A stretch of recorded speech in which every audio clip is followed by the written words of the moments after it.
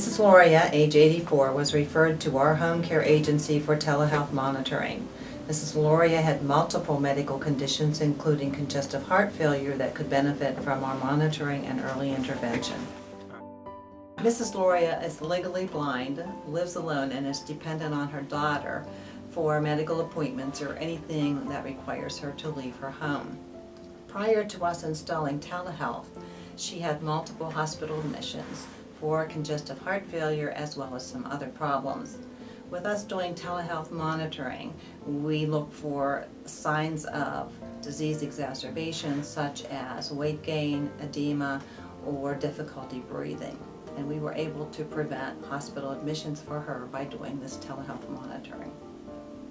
This was really worthwhile because it told you so much, you know, and you could start your day after.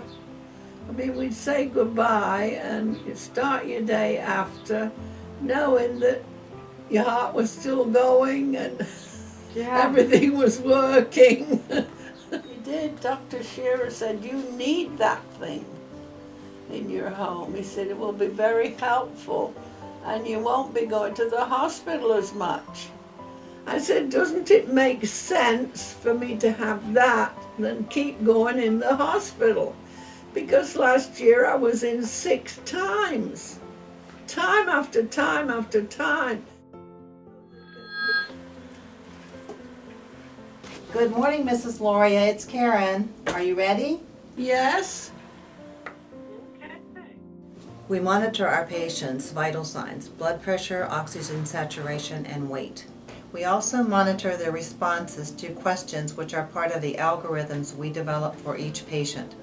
2 types of monitoring are available. Non-interactive utilizes the monitor and peripheral devices, and the patient follows the directions given by the monitor voice, then sends the data via phone line or internet to our clinician stations. Interactive monitoring, such as Mrs. Loria had, allows the clinician to assess the patient's vital signs and also to auscultate heart and lung sounds. Data is transmitted in the same manner. Your blood pressure is good and your heart rate is good.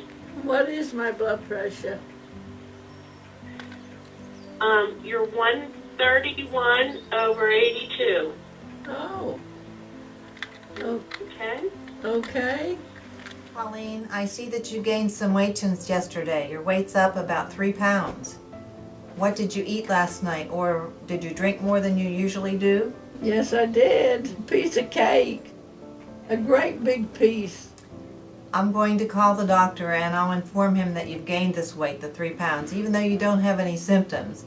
He may want to change your medications, maybe increase your water pill or add an extra one like that one you like so well. Yes, that pink one. Oh, heck.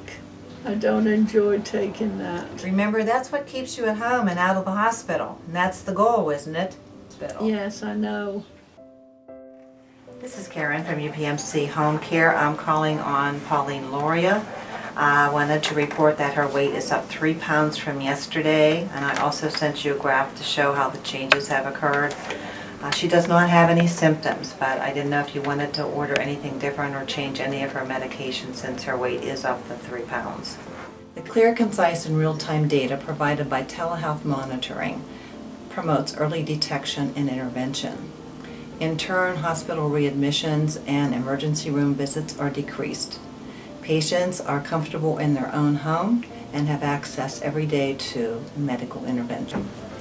Telehealth definitely provides clinical benefits, but as we see with Mrs. Loria and her daughter, it also provides for feelings of security and independence as well as compliance with the management of their disease. Yes, I know how to use the blood pressure cuff and the stethoscope and the air thing. And, oh, I'm a whiz bang at that. I'm sitting there waiting for her to come on. And if she's late, I'll tell her, you're late today. It